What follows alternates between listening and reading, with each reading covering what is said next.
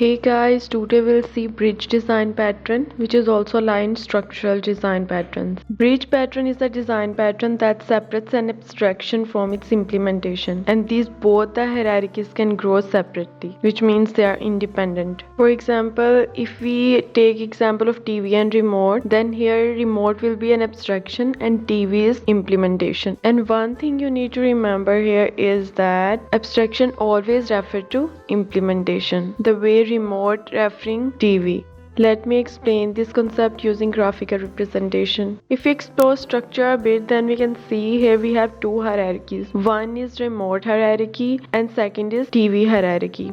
iRemote is interface of remotes, and here we have one type of remote, and iTV have one type of TV, which is Sony TV, and iRemote is referring to iTV. In these both the hierarchies we can have more than one classes. So in this example, this is our abstraction and this is our implementation. Now let's see its coding example. So just to implement bridge design pattern, first I'm going to writing the code for interfaces of both the classes TV and remote. In this iTV interface, I am going to defining two functions on and off. As I have already mentioned that our abstraction should refer to the implementation, and in this our example remote is referring to TV class. So both the interfaces iTV and iRemote should be compatible with each other. Now what does it mean by the compatibility of both the interfaces? It means that remote should have the same functions that iTV implementing. As we have two hierarchies independently side by side, so we can have interaction between both the hierarchies by using bridge interface. Now first let's implement iTV interface.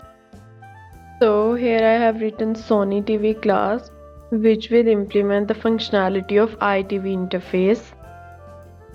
Simply I'm just printing the string in both the functions. Next I'm going to writing remote class, which will implement iRemote interface. As remote class will refer the Sony TV, so I'm going to write its constructor and passing TV object in it. So now our abstraction referring to our interface. And in this remote class function, I'm going to call TV class functions on and off.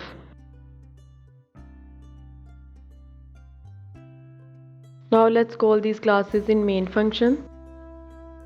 First I'm going to create Sony TV object and then remote object, and for the sake of interaction between both the classes, I'm going to pass Sony object in a remote class constructor, and then let's call both the functions. Let's run the application. It should print both the strings on and off, which we have passed in our TV class, and it's printed the desired output. Hope you understand this simple concept of bridge pattern, in which our abstraction class referring to our implementation. Well, if you have any confusion or question, you can ask in comments. Thanks for watching.